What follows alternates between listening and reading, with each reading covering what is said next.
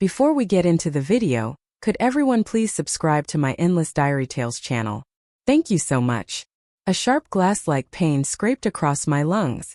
That familiar sting always came right before death. Ian Parker, at 45 years old, died on a narrow cot in the cold corridor of a rundown hospital during a bitter winter.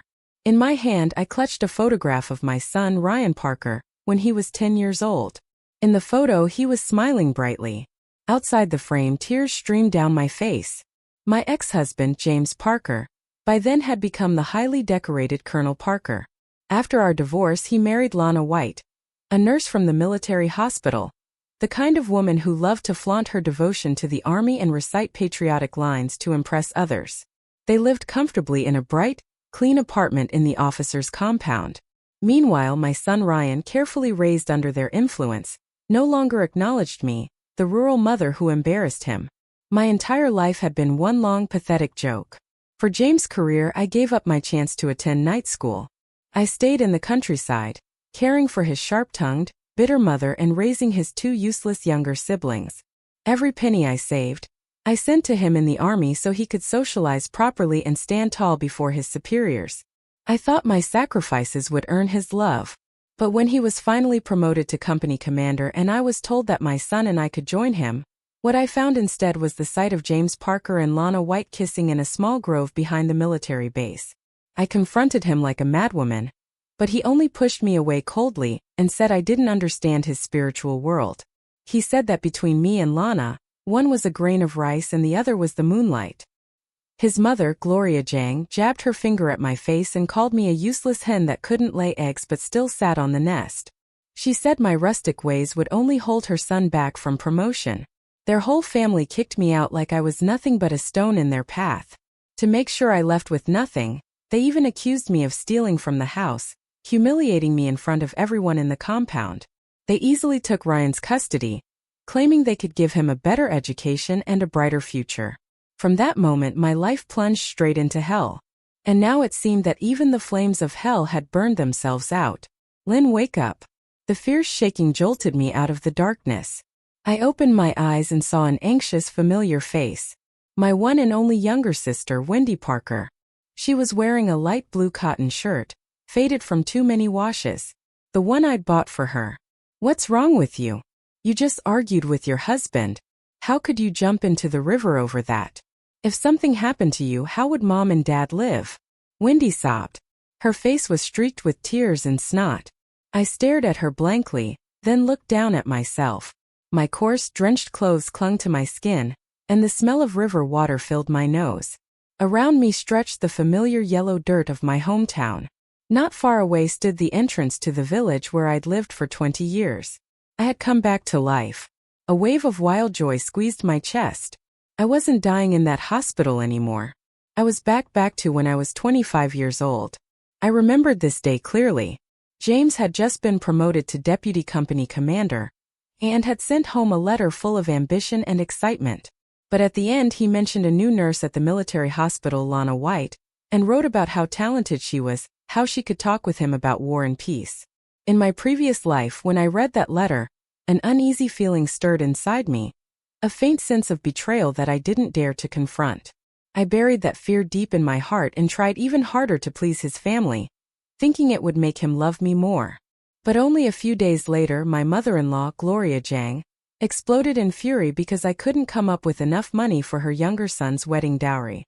She shouted that I was a curse to the family, a miserable woman who only brought misfortune. She cursed that James Parker must have been cursed for 8 generations to have married me. In my past life, her words cut me so deeply I could barely breathe. Thinking of James's letter, the one laced with vague affection for Lana White, I lost control and jumped into the river at the village entrance. Though I was rescued, that act became the irrefutable proof of my weak character. And later, the leverage my in-laws used to control me. They always said, "See, without our James, she can't even live." But now, as I looked at everything before me, I no longer felt wronged. There was no sorrow, no pain, only a cold, piercing clarity. Couldn't live without him? No. This time, the ones who wouldn't be able to live would be them. "I'm fine, Wendy," I said, wiping the water from my face. My voice was unnervingly calm. I just swallowed some river water, but my head's clearer now. Help me up. Let's go home. Wendy stared at me, startled by how steady I sounded, but she did as I said and helped me to my feet. When we got home, Gloria Jang was already standing in the middle of the yard, hands on her hips, yelling at my parents. What kind of daughter did you raise?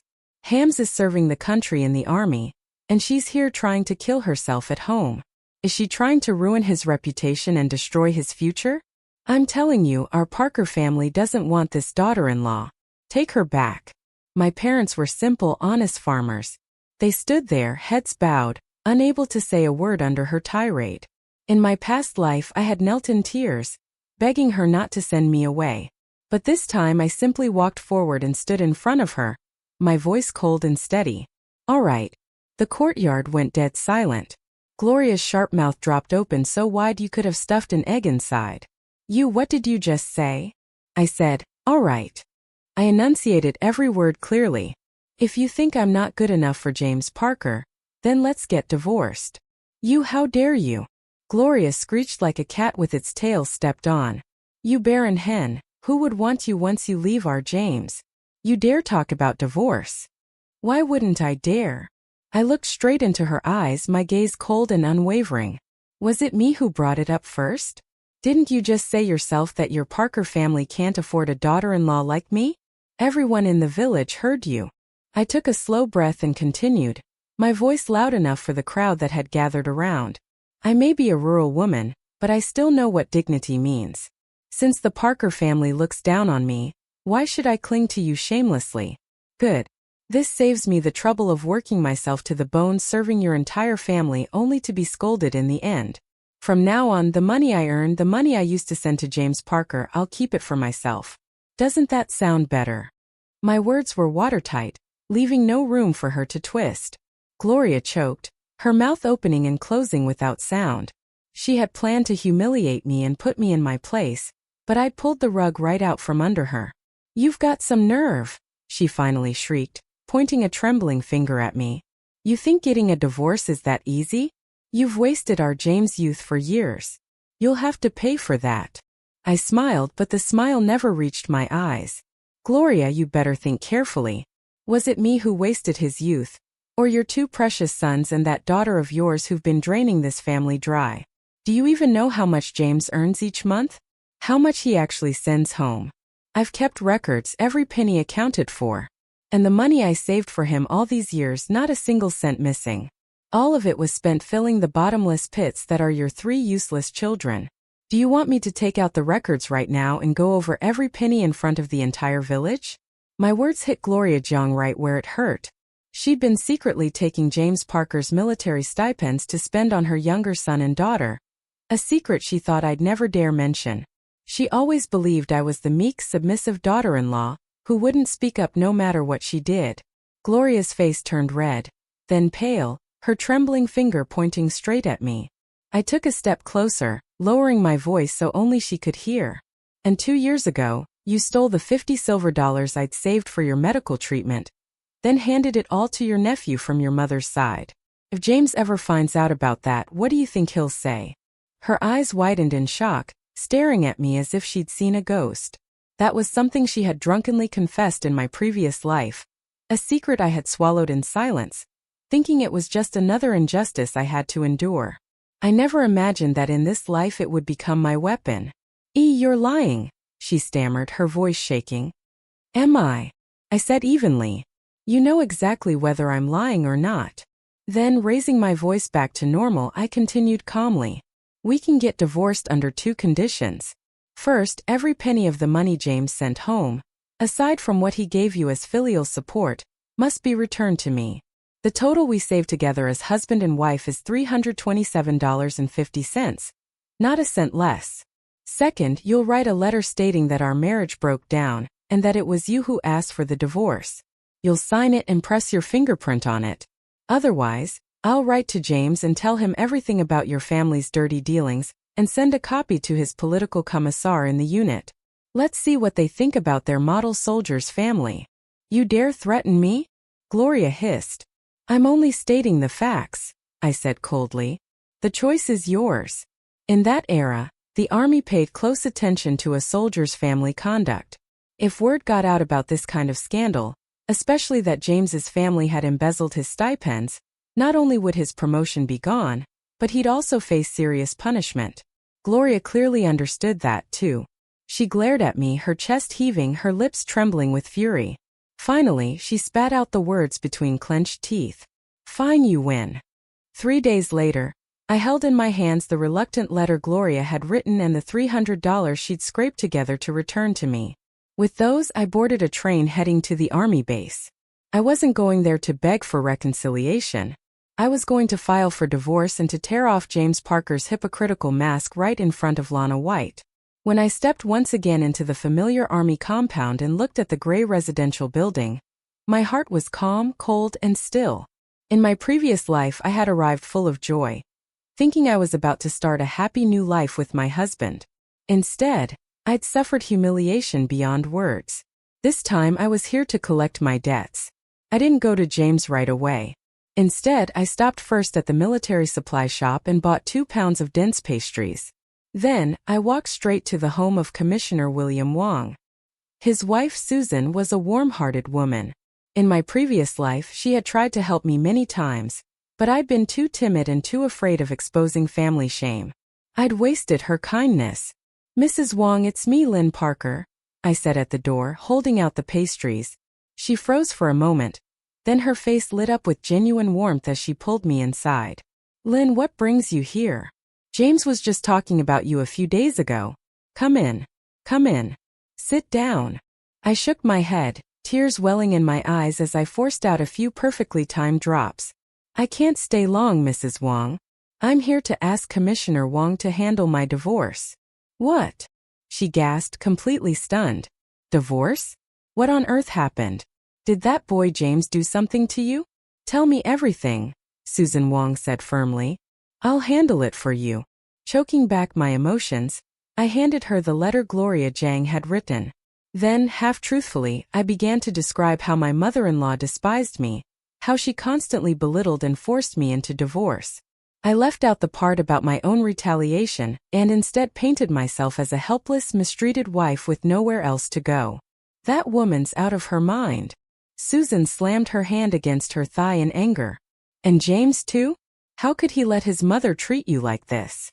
"No, I have to tell William to speak to him properly." "Please don't," I said softly, reaching out to stop her, forcing a faint smile. "You can't force a melon to be sweet once it's twisted off the vine." His mother's right. I'm just a rural woman unworthy of the bright future of Deputy Commander Parker. I came here just to end things peacefully, get the paperwork done, and let each of us go our separate ways. My calmness and willingness to let go stirred both compassion and indignation in Susan. I let out a sharp, humorless laugh. "Do ordinary friends hold hands and talk about life and ideals under the trees? Spare me your lies, James Parker. I didn't come here to hear your excuses." Reaching into my bag, I pulled out the divorce papers I had prepared long ago and slapped them onto the table. "Sign it. I won't fight you for the house or the savings. As for your medals and honors, I can't take those anyway. I only want my son." The moment I mentioned Ryan Parker, James' expression darkened. In my previous life, he had used our son to control me, tormenting me until I was barely alive. But this time, I would never again hand him my weakness. "Impossible," he said flatly. "Ryan is the eldest grandson of the Parker family. He stays with me. With you? So you can teach him how to betray and abandon others, how to become a man without honor." I refused to back down. "James Parker, I'll give you 2 choices. First, you sign these papers peacefully. We divorce quietly. Ryan stays with me. I'll tell everyone that we simply fell out of love, that it has nothing to do with you. Your reputation as Deputy Commander Parker will remain untouched." I paused deliberately, watching his face tighten with unease before continuing, each word cold and deliberate. "Or second, I take the evidence of you and your little mistress to the Army's disciplinary committee. You know better than I do what the charge for adultery is in the military, and when that happens, forget your future. You might not even get to keep that uniform you're wearing. You wouldn't dare." His voice shook with rage as he lunged forward, gripping my wrist tightly. I didn't struggle. I only looked at him, calm and unflinching. My eyes filled with disappointment and scorn. "You want to see if I dare?" His fingers dug into my skin painfully, but I didn't even flinch. We stared at each other, locked in a silent battle of will. In the end, he was the one who broke. His hand fell away, and the look in his eyes was a mix of humiliation and defeat. He knew I had him by the throat. His career was his life, and I had just crushed it in my palm. "Ryan stays with you," he spat, the words squeezed through gritted teeth. "But you have to leave now, and you are never to come back." "Fine by me." I picked up the pen and signed my name on the divorce papers. Just standing in that place made my skin crawl. The divorce went through surprisingly smoothly with Commissioner William Wong and Susan Wong overseeing everything. James didn't dare pull any tricks. He even handed me $500 as compensation, desperate to make me and my son disappear as quickly as possible. Holding 4-year-old Ryan in my arms, I left that army compound, the place that had carried 10 years of my nightmares without looking back once. I knew people were talking about me behind my back. Some pitied me, some mocked me, but most were waiting to see how miserable I'd become. A woman without a husband dragging a child around like dead weight. James thought so too. He was certain that within half a year, reality would crush me until I came crawling back to him in tears. But I disappointed them all. I didn't return to my hometown to endure my in-laws' sneers, nor did I go begging my parents for help. Instead, I took Ryan and all the money I had and went straight to the provincial capital. It was the 1980s. The winds of reform were rising and opportunity was everywhere. Thanks to the memories of my previous life, I knew that in the decades to come, the restaurant business would become a golden trade that would never fade. Moving quickly, I rented a small storefront near an old residential district in the city. The area was surrounded by several large state-owned factories full of workers and heavy foot traffic. The perfect spot for a food stall. I cleaned and arranged the place until it sparkled, then hung up a simple wooden sign that read Lynn's Dumpling House. I sold what I had learned in my previous life while working down south. Handmade dumplings filled with my improved recipes to suit the local taste. A fresh 3-delight filling and a savory cabbage and pork filling. Thin skins, generous fillings, and rich, flavorful broth. On opening day, to attract customers, I launched a special offer. Every plate of dumplings came with a free bowl of bone broth. That broth had been simmered all night with pork bones and chicken frames until it turned rich and milky white, its aroma drifting halfway down the street. Before long, waves of tired factory workers followed the scent and poured in. "Ma'am, your dumplings are incredible," one said between bites. "This soup's amazing, even thicker than the one I make at home," said another. Compliments filled the tiny shop non-stop. From the very first day, Lynn's Dumpling House was packed with customers. Ryan Parker was such a well-behaved child. He never cried or fussed, just sat quietly on a little stool, playing with his blocks. Sometimes when the shop got crowded, he'd mimic my tone in his soft, milky voice, greeting customers with, "Welcome." Every time I heard him say that, I felt every bit of exhaustion melt away. It was all worth it. But booming business always attracts envy. Not long after, a few local thugs came around saying they were there to collect protection fees. In my past life, I would have panicked and had no idea what to do. But this time I stayed calm. "Boys," I said politely, "running a small business isn't easy. Why don't you sit down and have some dumplings on the house? Let me treat you today. Tomorrow, I'll give you my answer about the money." They looked at each other, then followed me in. I served each of them a big plate of steaming hot dumplings. They tasted something unusual that day, though they couldn't quite place it. The next morning, I had $100 ready, prepared to pay them off and be done with it. But instead of the thugs, it was the police who showed up at my shop. It turned out that the dumplings I'd served those men contained a special ingredient, a wild herb I'd gathered from the mountains near my hometown. The herb wasn't poisonous, but when mixed into food, it caused severe itching and red rashes all over the body within 12 hours. No hospital could diagnose it. Those men had spent the entire night scratching and panicking, convinced they'd caught some kind of strange disease. By morning, terrified out of their minds, they went to the police station and turned themselves in, confessing every crime of extortion and blackmail, just begging the officers to send them to a big hospital for treatment. After that incident, my name spread quickly through the neighborhood. Everyone knew Lynn Parker, the owner of Lynn's Dumpling House, was not someone to mess with. No one dared to cause me trouble again. A year later, my little shop had grown into Lynn's food court. What started with dumplings and noodles soon expanded into braised dishes and fried chicken foods that would later sweep across the whole country. My business grew bigger and stronger, and I became the city's first self-made woman to earn over $10,000. I even bought a large house with a garden in one of the best districts of the provincial capital. I brought my parents and my sister Wendy Parker to live with me. Wendy became the manager of one of my restaurants, showing remarkable talent for organization and leadership, while my parents enjoyed their peaceful retirement, tending vegetables and flowers in the yard. My life was now worlds apart from the misery of my past one. From time to time, I'd still hear bits of news about James Parker, always from soldiers returning home on leave. They said that after divorcing me, he had quickly married Lana White. Apparently, Lana was pampered and delicate, completely incapable of housework, let alone taking care of anyone. When James came home from training, he often couldn't even get a warm meal. They said that Gloria Zhang had tried to boss Lana around, but Lana turned the tables on her, writing a letter to her parents, both senior officials at the military hospital. One phone call from them to James' commanding officer was enough to silence Gloria completely. From then on, she didn't dare utter a word and even had to serve Lana instead. Rumor had it that James' home was filled with constant quarrels. Small fights every 3 days, big ones every 5. The whole residential block could hear them yelling.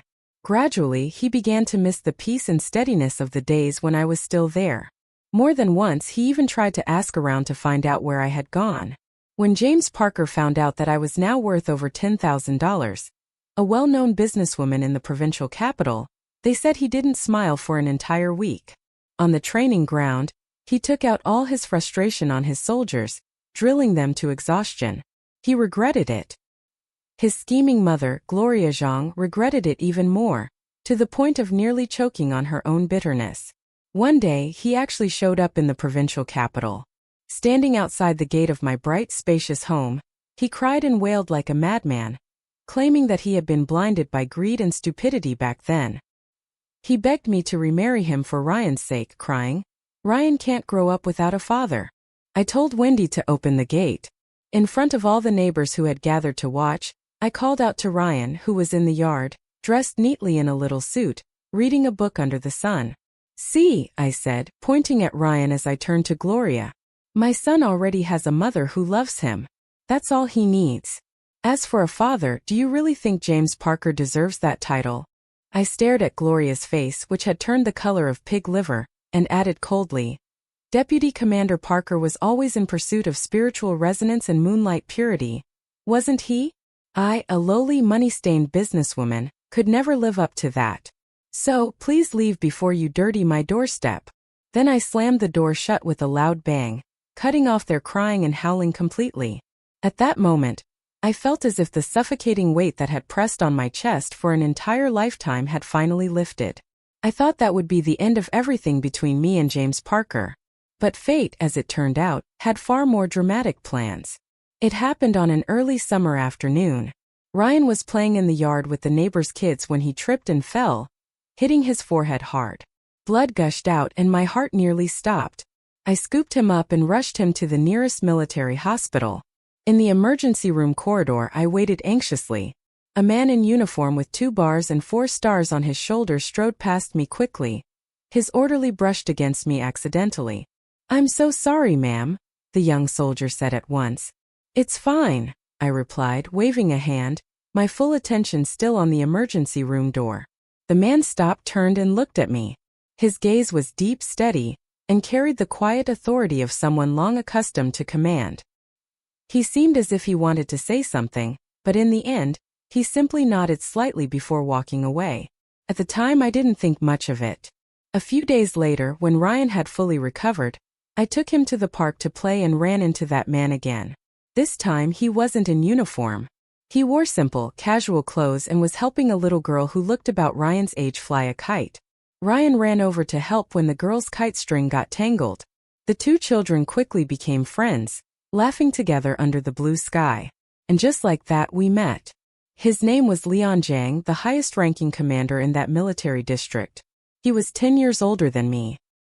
His wife had passed away several years earlier, leaving him with his only daughter, Chloe Zhang. We talked for a long time about the children, about life, about my small business. Unlike James, Leon never once looked down on me for being a self-employed woman. On the contrary, he admired my independence and strength.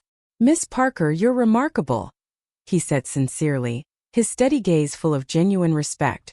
"A woman raising a child on her own and building a thriving business. That's no small feat. Most people couldn't do what you've done." It was the first time in both my lives that a man had ever said something like that to me. Not "you should be" or "you're not worthy," but "you're remarkable." My heart skipped a beat before I could stop it. From that day on, as time went on, Leon Zhang and I began seeing each other more often. He would bring his daughter out under the pretense of taking her to play, then stop by my restaurant to sit for a while. Sometimes he even took off his uniform and helped me in the kitchen, chopping vegetables or kneading dough. He was calm, dependable, and gave me a sense of safety I had never known before. He treated Ryan as if he were his own son, patiently teaching him chess and telling him stories about battles and bravery. Meanwhile, Ryan and Chloe became the best of friends. People around us began to notice. My sister Wendy teased me more than once, saying, "Looks like you're going to be a general's wife soon." I laughed it off, but deep down, a quiet warmth bloomed in my heart. A sweetness so fragile that even I was afraid to acknowledge it. I had thought I would never again believe in love or in marriage. But Leon came into my life like a ray of sunlight, melting the ice that had long encased my heart. The day he proposed, there were no flowers, no dramatic vows. He simply looked into my eyes and then said earnestly, "Lynn, I can't promise you a life of luxury, but I can promise that I will always respect you, always support you, and always be the shoulder you can lean on. Please marry me." Tears welled up in my eyes as I looked into his steady, sincere gaze. I nodded hard, unable to speak through the lump in my throat. Our wedding was modest. Only close family and a few dear friends were invited. Afterward, I didn't give up my business, and Leon never once objected. In fact, he used his connections to help me solve my supply issues, allowing Lynn's food court to expand across the entire province. I became a true business powerhouse. And my husband was not only the most respected man in the region but also the one who loved me most. I thought that was where our story would end. A perfect, peaceful ending. Until that day, Leon received an official transfer order, assigning him to a new military district to take on a higher post. Naturally, the children and I were to move with him, and as fate would have it, the new district was the very one where James Parker was stationed. The wheels of destiny turned with a strange, almost mocking creak. The new military compound was grander than any I had ever seen, as the newly appointed top commander, Leon, was given a private 2-story residence. Standing on the second-floor balcony, I looked out over the neat rows of barracks and the soldiers training below, their sweat glistening in the sunlight. It felt like a dream, as if lifetimes had passed. Who would have imagined that the same rural woman once thrown out of this world in disgrace would now stand here again as the commander's wife? And as fate would have it, from Leon's aide, Officer Lee, I learned that James Parker was now also stationed here. After half a lifetime of ambition, he had finally climbed to the rank of battalion commander, the very position he had dreamed of when he left me behind. I merely smiled faintly and asked no more. The people and things of the past were nothing but dust to me now. What I had today far surpassed anything he could ever imagine. I was busy setting up our new home, busy studying the city's market to prepare for expanding my business here. James knew nothing of my arrival. He was still basking in the joy of his promotion, a proud milestone in his military career. He could finally stand tall and show off to those who had once looked down on him. Soon he would bring his pampered city-bred wife, Lana White, to live on base with him. It was the ultimate symbol of status and success. That day he sat in his freshly renovated office, turning a brand new pen in his hand, feeling utterly satisfied. In his mind, he could already picture the envious faces of his fellow officers once Lana arrived, the beautiful, refined wife of the great Commander Parker. He called in his new adjutant, a young man who had just graduated from the military academy. "Wang, bring me Lana White's military family application form. I'll sign it and you take it straight to the political office," James Parker ordered, his tone leaving no room for argument. Yes, Commander, the young adjutant replied immediately. A few minutes later, Wang returned with the form in hand, but his expression was strange. His lips parted as if to speak, then closed again. James frowned, irritation flashing in his eyes. What is it? Why are you standing there stalling? Wang's palms were damp with sweat as he clutched the thin sheet of paper. His voice trembled when he finally spoke. See, Commander Parker, there's something I think you should know. James' tone dropped an octave. What is it? Wang took a deep breath as though mustering his courage and lowered his voice. Sir, have you not been in touch with anyone back home lately? James's brow furrowed. What do you mean? It's about Lynn, sir, Wang said carefully, choosing his words as if walking on glass. At the mention of that name, a flicker of complex emotion crossed James' face. A mix of disdain, discomfort, and something darker. A trace of regret he refused to admit even to himself. But just as quickly, he forced it away, straightening his back and scoffing coldly. What about her? She's just a divorced countrywoman. Why bring her up? I told you to get Lana's paperwork approved, not gossip about the past.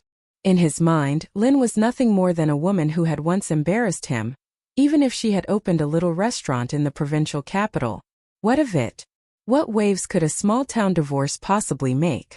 Perhaps he thought smugly. She was off somewhere struggling to survive, or losing her mind in bitterness. But the look on Wang's face only grew more awkward, almost pained. He looked as if he might cry. Commander, sir, you don't know. James's brows knitted tighter. Know what, Lynn? She got remarried 2 months ago. The pen in James's hand froze midair. The proud, smug smile that had been forming at his lips vanished instantly. Remarried?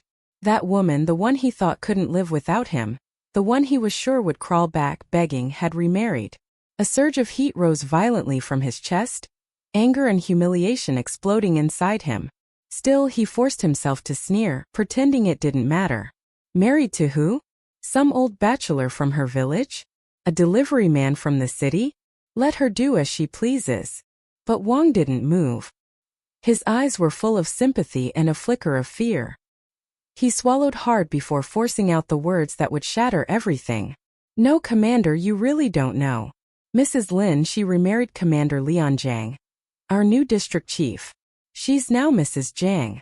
Just yesterday, she was here accompanying him during his inspection of our compound. Wang's words hit James like a bolt of lightning splitting the sky. The gleaming pen in his hand, the symbol of his rank and pride, suddenly felt impossibly heavy, slipping from his fingers and clattering onto the polished desk with a sharp echoing crack. James shot up from his chair so abruptly that his knee slammed hard against the edge of the desk. He didn't even feel the pain. His eyes were bloodshot, fixed on Wang in disbelief. His face drained of color, then flushed red, twisting with shock, fury, and humiliation. His voice came out, trembling uncontrollably. What did you say? How dare she? How could she? The woman he had once scorned, abandoned, and declared would never rise again had not only risen, she had soared. And now she stood in a place so high he could never hope to reach it.